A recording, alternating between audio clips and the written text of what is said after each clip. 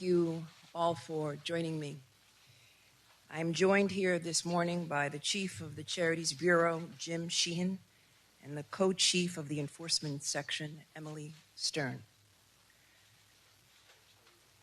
Just a few minutes ago, my office filed a lawsuit against the National Rifle Association to dissolve the organization in its entirety for years of self-dealing and illegal conduct that violate New York's charities law and undermine its own mission.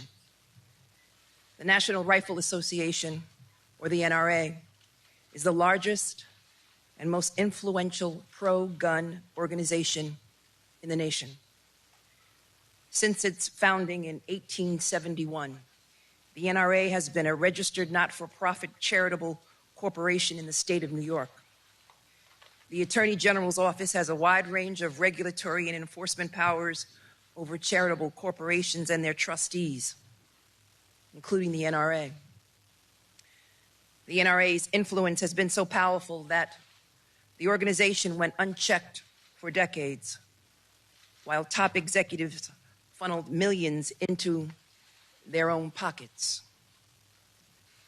For years, the NRA diverted millions and millions of dollars away from its charitable mission for personal use by senior leadership, to award contracts to the financial gain of close associates and family, and appeared to dole out lucrative no-show contracts to former employees in order to buy their silence and continued loyalty.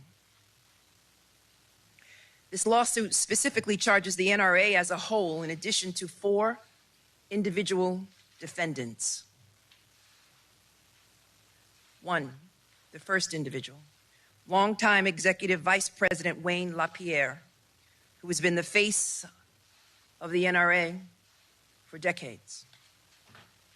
2, former Treasurer and Chief Financial Officer Wilson Woody Phillips.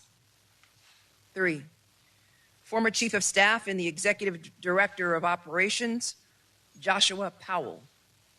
And 4, Corporate Secretary and General Counsel, John Frazier. These individuals in the NRA are charged with failing to manage the NRA's funds and failing to follow numerous state and federal laws, which contributed to the loss of more than $64 million in just 3 years. Since its founding in 1871, the NRA has been a registered not-for-profit charitable corporation in the state of New York. And these organizations are required by law to register and file annual financial reports with the Office of the New York State Attorney General, and the assets of such an organization are legally required to be used in a way that serves the interest of NRA membership and that advance the organization's charitable mission. However, as today's complaints lays out, we found that the NRA instead fostered a culture of noncompliance and disregard for internal controls that led to the waste and loss of millions in assets and contributed to the NRA's current deteriorated financial state. Not only were the NRA's internal policies repeatedly not followed, but they were blatantly ignored by senior leaders. The NRA's board's audit committee was negligent in its duty to ensure appropriate, competent, and judicious stewardship of assets by NRA leadership. Specifically, the audit committee failed to assure standard fiscal controls. They failed to respond adequately to whistleblowers, affirmatively took steps to conceal the nature and scope of whistleblower concerns from external auditors, and they failed to review potential conflicts of interest for employees. In our lawsuit, we outline dozens of examples of these failures, many of which were led and perpetuated by the 4 individual defendants named in this lawsuit, who failed to fulfill their fiduciary duty to the NRA. They used millions upon millions of dollars from the NRA for personal use, including for lavish trips for themselves and their families, private jets, expensive meals, and other private travel.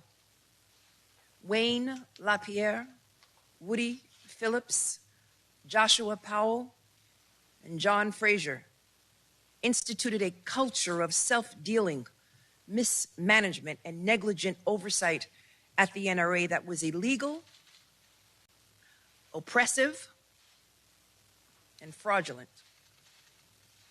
They overrode and they evaded internal controls to allow themselves, their families, and favored board members, employees, and vendors to benefit through reimbursed expenses, related party transactions, excess compensation, side deals, and waste of charitable assets without regard to the NRA's best interest. The central figure behind this scheme was none other than Mr. Wayne LaPierre, the national face of the NRA, who was entrusted with running its day-to-day operations. Mr. LaPierre exploited the organization for his and his family's financial benefit and the benefit of a close circle of NRA staff, board members, and vendors. Specifically, Mr. LaPierre spent hundreds of thousands of dollars of the NRA's charitable assets for personal private plane trips for himself and his family, including extended family when he was not present. He visited the Bahamas by private air charter at least 8 times in an approximate 3-year period with his family at a cost of more than $500,000 to the NRA. He traveled on multiple luxury hunting safaris in Africa at the expense of an NRA vendor. He spent millions of dollars on unwanted travel consultants for decades, including for the booking of luxury black car service. In the past 2 years alone, Mr. LaPierre spent more than $3.6 million on these travel agent services. He secured a post-employment contract for himself with the NRA without board approval, currently valued at more than $17 million. He allotted several million dollars annually in NRA funds for private security costs for himself and his family without sufficient oversight on their use. He received more than $1.2 million in reimbursement in just a 4-year period for expenditures that included gifts for favored friends and vendors, travel expenses for himself and his family, and membership fees at golf clubs, hotels, and other member clubs. He even secured lucrative consulting contracts for ex-employees and board members worth millions of dollars. Yet often it resulted in little, if any, actual work. In addition to grossly misusing these funds for personal use, Mr. LaPierre created an illegal pass-through arrangement to conceal the very nature of these expenditures.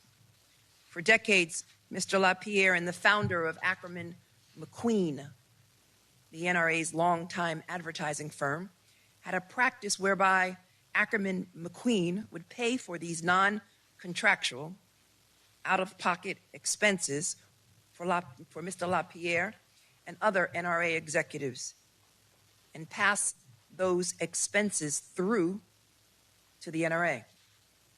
These expenses would then be paid for by the NRA without written approval, without receipts, without any supporting business purpose documentation. Ackerman McQueen would aggregate the expenses into a lump sum amount and then bill them to the NRA without any details on the nature or purpose of the expense, completely in violation of state law. These expenses did not comply with IRS requirements, and as a result, all such expenses should have been included by the NRA in taxable personal income for Mr. LaPierre and other recipients. In 2017 and 2018 alone, just 2 years, Ackerman McQueen was paid more than $70 million. A significant amount of these funds included payments through this side agreement. And when board members challenged Mr. LaPierre and the 3 other defendants over this lavish spending, their financial governance, or their leadership of the NRA, Mr. LaPierre retaliated and turned the board against those who attempted to challenge his illegal behavior. The complaint lays out numerous other instances in which Mr. LaPierre, Mr. Phillips, Mr. Powell, and Mr. Frazier, and other executives and board members at the NRA abused their power and illegally diverted or facilitated the diversion of tens of millions of dollars from the NRA. These funds were in addition to millions of dollars the 4 individual defendants were already receiving in grossly excessive salaries and bonuses that were baseless and did not adhere to prudent standards for evaluating and determining compensation as is required by law.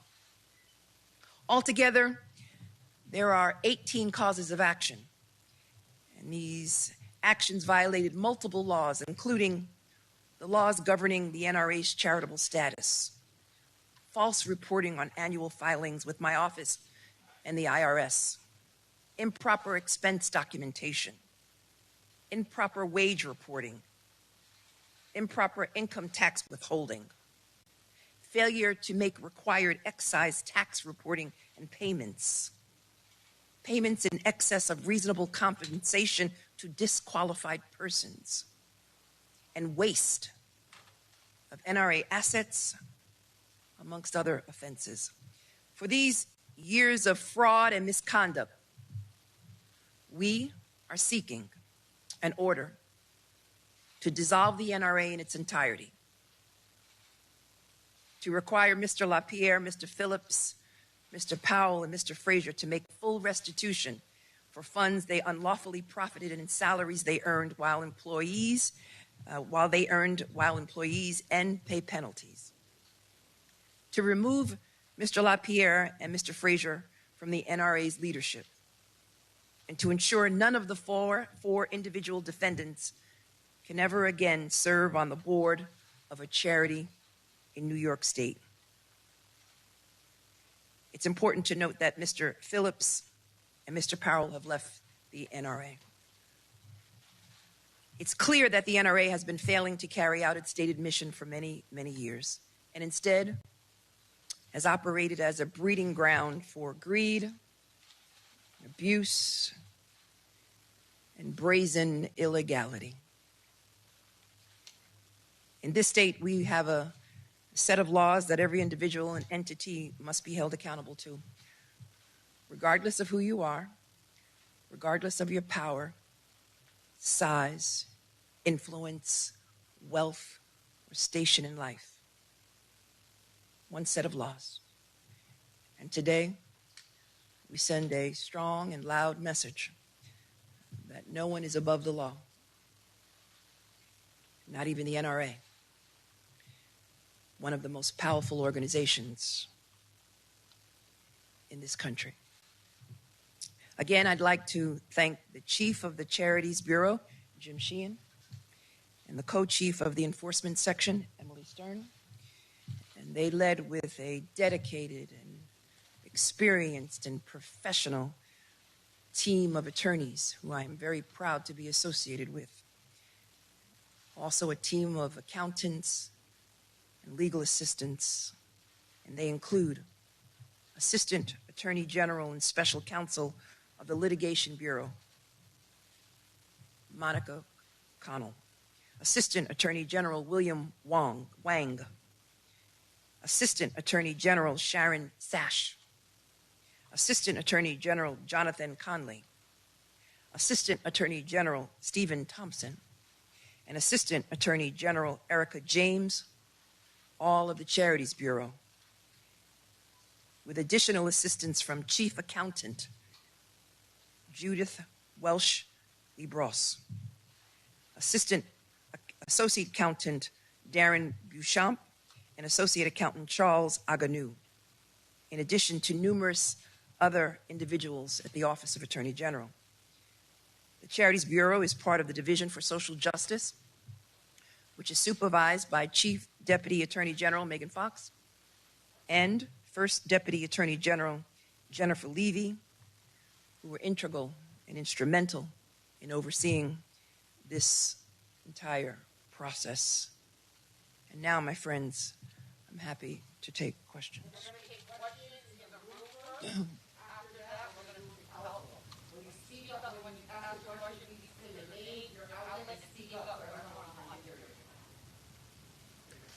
Yes, sir. Shimon Prokopez from CNN. So Yeah.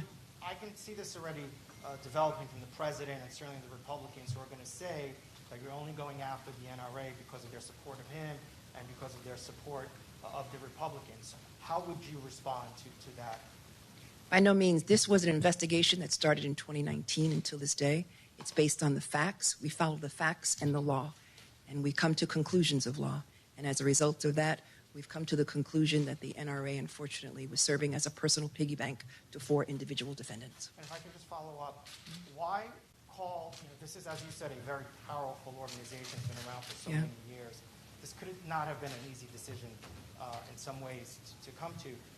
Why call for it to dissolve instead of just the removal of these people and try to keep this organization intact? Why is it that this organization now needs to basically go away? Because the corruption was so broad, and because of the level of waste, and because they have basically destroyed all of the assets of the corporation.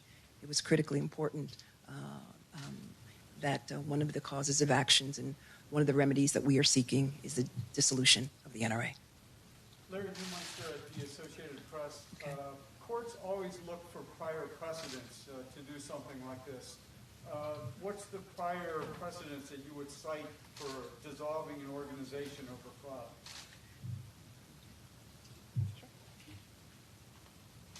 So there are 2 prior cases in the last couple of years. One is called the multicultural.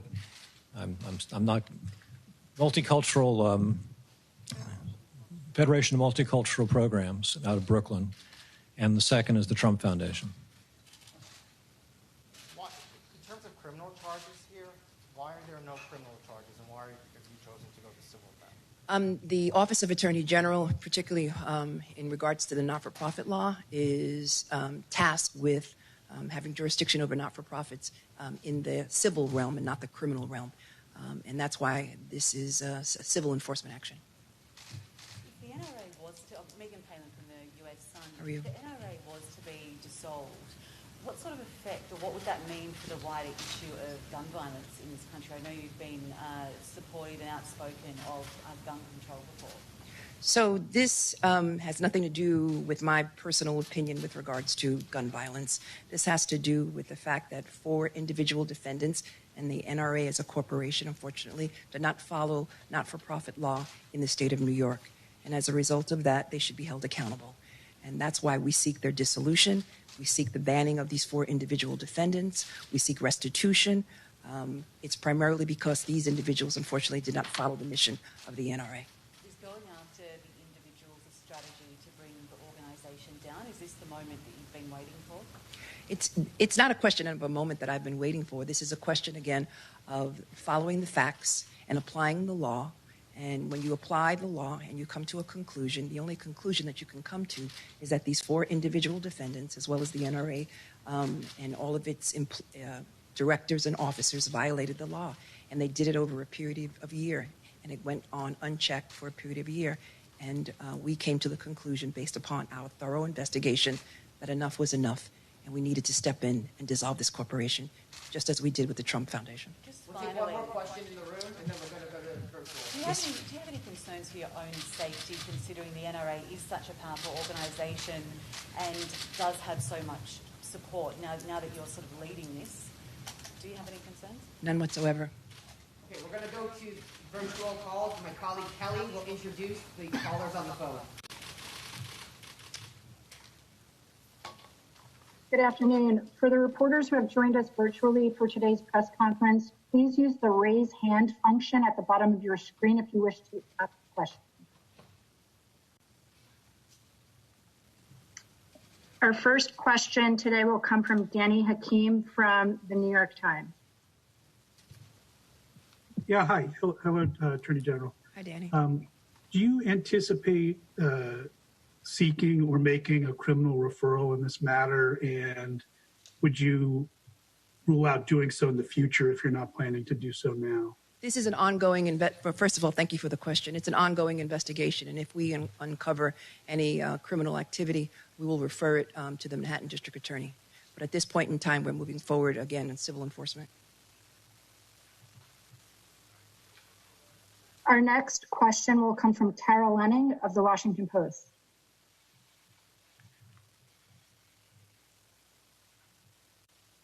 Attorney General James, this is Carol Lenning. Thanks for your news conference. I have a question about your findings regarding LaPierre's ability to avoid reporting expenses as personal income on his personal income taxes.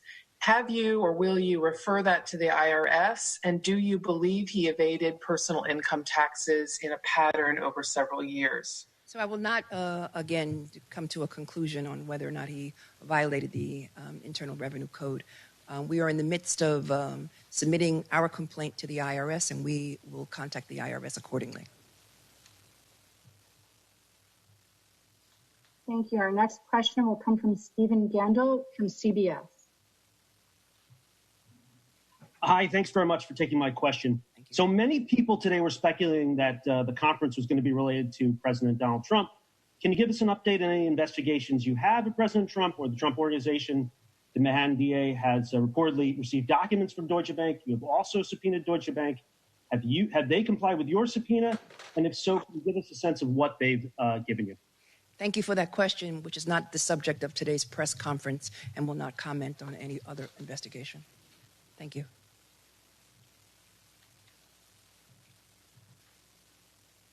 Our next question will come from John Campbell from Gannett News.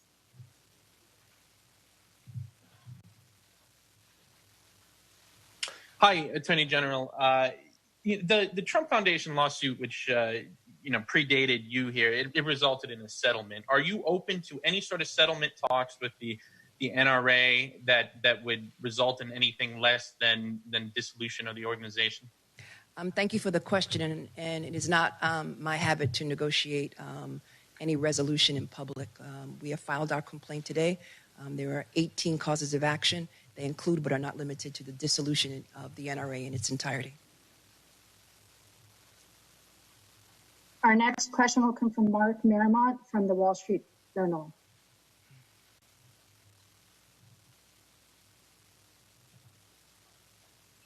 Sorry, I was muted.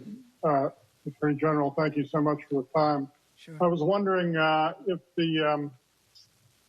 since you're seeking to dissolve this organization, is it possible that this could lead to some kind of a tit for tat? In other words, conservative attorney generals in other states might take some kind of an action like this? Or is it possible that the NRA could say, okay, if you want to dissolve us, then we'll just move to Wyoming or Oklahoma, and now we're done with New York. In other words, you no longer would have power over this organization. I'm not going to speculate as to the future plans of the NRA. The NRA, again, was formed under the not-for-profit laws in the state of New York, and as a result, the Office of Attorney General has supervisory jurisdiction over all not-for-profits, including but not limited to the NRA.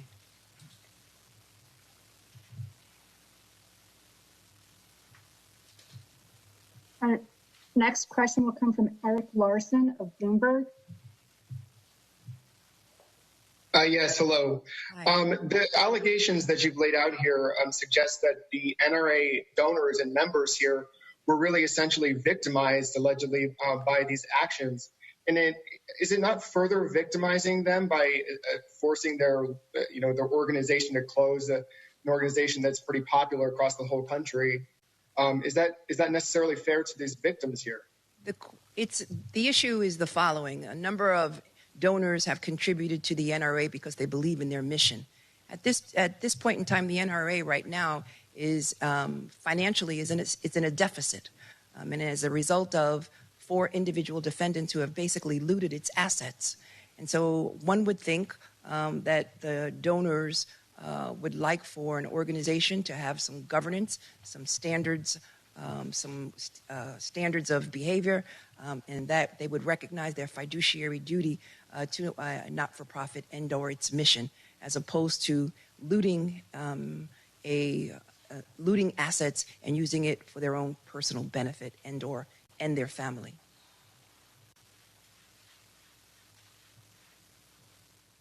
Thank you. Our next question will be Jesus Garcia from El Diario.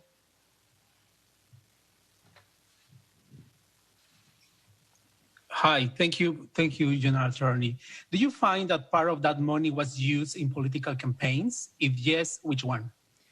So that is not a subject of this press conference today, but I do want you to know that our investigation is ongoing.